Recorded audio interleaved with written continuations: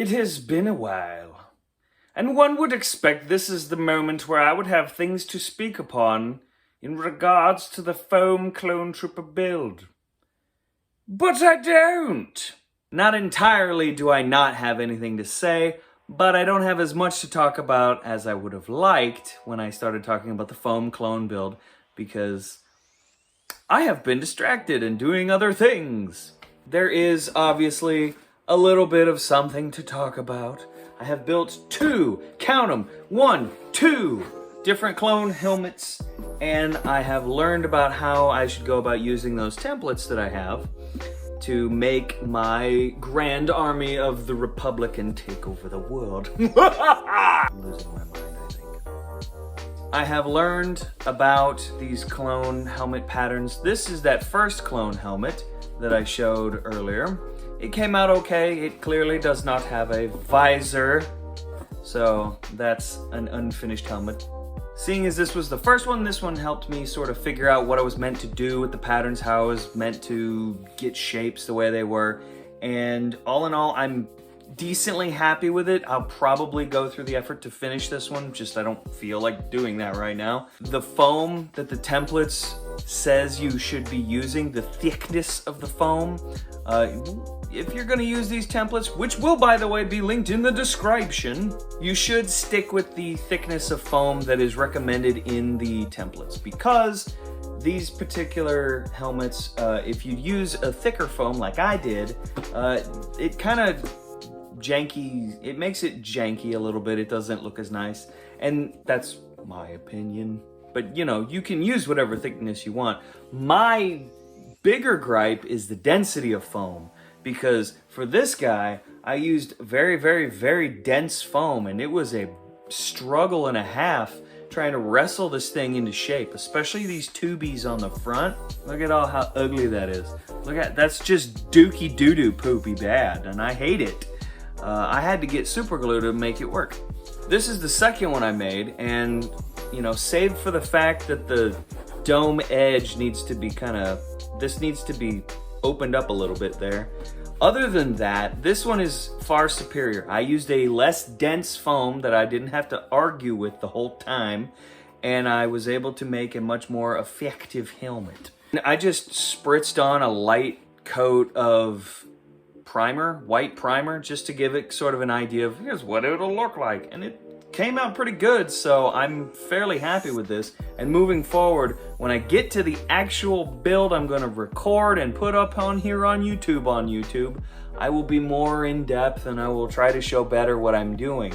I strongly recommend going to the creator of these templates and all that, and going to his page and his particular YouTube video to really see how to do. These templates are great, and the helmet comes out looking really nice, so I'm very happy with it. The fit is really good too, except for the fact that, again, I don't have a visor in here, but I will remedy that. Right now it sits really low. I need to put padding so it sits higher, because otherwise I can't see, and it's really dumb, and I can't even, I don't know what's happening. It's stupid, and I need to fix that. As far as the visor is concerned, I already have a plan in place for that, and it's these. You can buy them off of the Amazon. These are replacement face shields for, I guess, welding masks and stuff. Oh, cool. The package is already open. I haven't looked at this very much yet, but okay, that's cool. So this will work, and it's clearly, it is green. When you put it inside a helmet, and that's not really the best, but you can kind of tell that it's in there because there's a shininess to it. But the visor is in there. But even though the visor is green, it's not necessarily obvious unless you hold it out where there's light that this thing is actually green. Actually, go back and look at the actual Stormtrooper helmets that were used in 1977. When they made those buckets, they used green film like this in the eyes of the Stormtrooper helmet. So as far as I'm concerned, this may not be completely accurate, but this is fine. And this is thin enough, I'll be able to cut it with some heavy-duty scissors where are my scissors? I'm being made a fool of. Heavy-duty scissors like these. So these like nice spring-loaded critters right here, very good.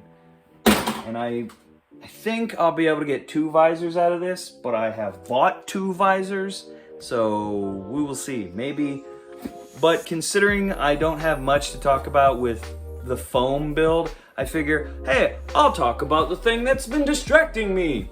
So the project that has actually been distracting me from the foam build is my Captain Rex. And I talked about Captain Rex a little bit last time, and I said that I was building my favorite clone, and he is my favorite clone, but I'm building him. I bought a very expensive kit from a gentleman who makes many kits that are used by different folks in the 501st Legion. So I've been doing a lot of painting, a lot of weathering, and so I figured, hey, let's go and have a look at Rex, because that'll be fun. And so here are all of the pieces of Captain Rex in all of their glory. It looks so fabulous. I have the helmet off to the side. We'll look at that in a minute, but you know, these are all the pieces I've got going so far, how I've got them painted up. There's still plenty left to do.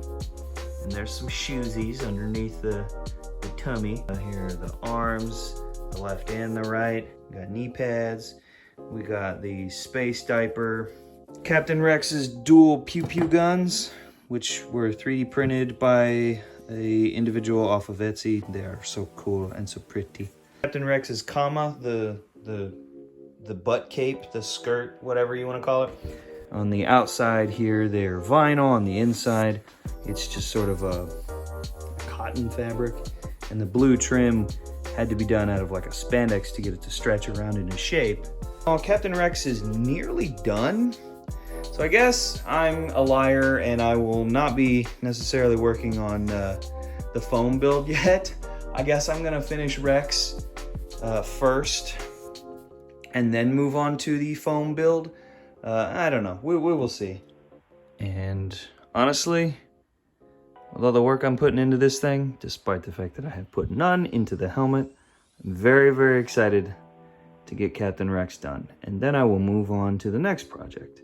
Still have one last piece that I'm working on, and that is the Shinguards. So the Shinguards, like this piece, this is the main body of the Shinguard.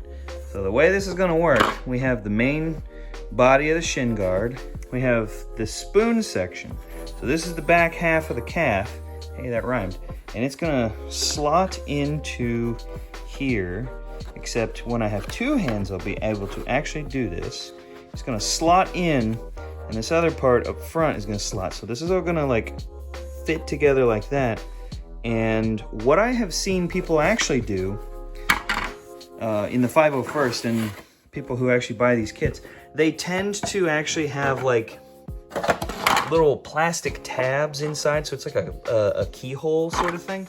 So this sort of like slots in and locks in place. And that's pretty darn dope, I think. That's a really brilliant thing.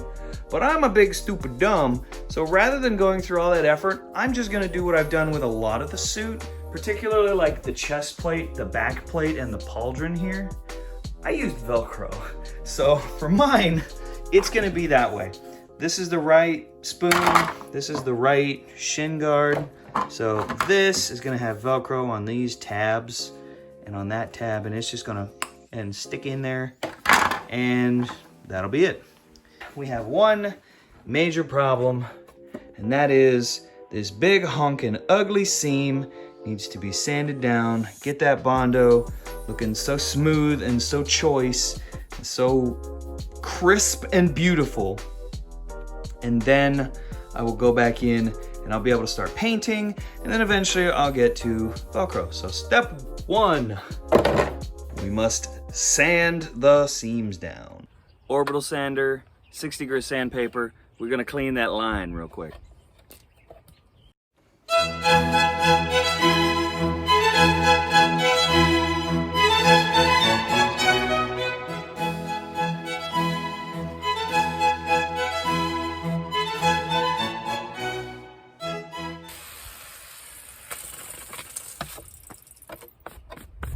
So there we go. The line is looking a lot smoother now. And then we can do the next step. Okay, so we've got our parts And we've sanded the Bondo down so the seam is looking prettier.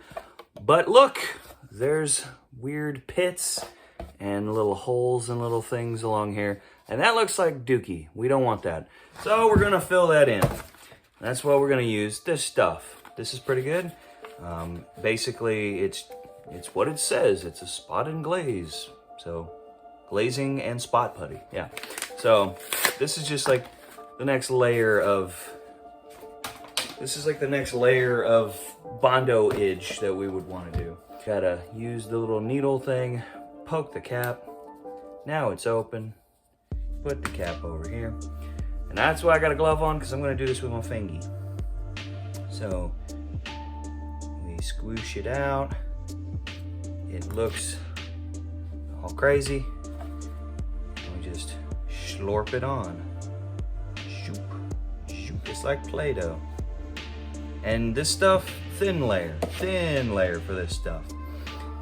Because this has very little structural integrity. This is meant to fill like little pinholes and whatnot. So for the purpose of what I'm doing right now, this stuff is gonna be great. It also smells like butt. So if you're using this stuff, I recommend you do it in a ventilated area, which I'm kinda not doing, so don't be an idiot like me. Of course, I'm about to leave for the day, so it will be fine. It'll just be a little stinky when I get home. So that side is done. Flip it over. And I don't really want the spot putty to be sitting on the cardboard here, but that's fine. We'll deal with that as we need. And slurp it onto this side. Zoop, zoop, zoop. Slurp it on. And as far as I'm concerned, this is a battle-hardened clone trooper who's, seen so much action. I'm not worried about this being perfect. I'm just trying to get rid of the seam line, because this was a piece of plastic and this was these are two separate pieces of plastic that I super glued together and filled with Bondo to get rid of the seam line. So really, I'm not interested in making it perfect. I'm just trying to give the illusion that this is one solid piece of stuff, you know what I mean? So if it's not completely perfect, if it doesn't look 100% perfect, I'm okay with that.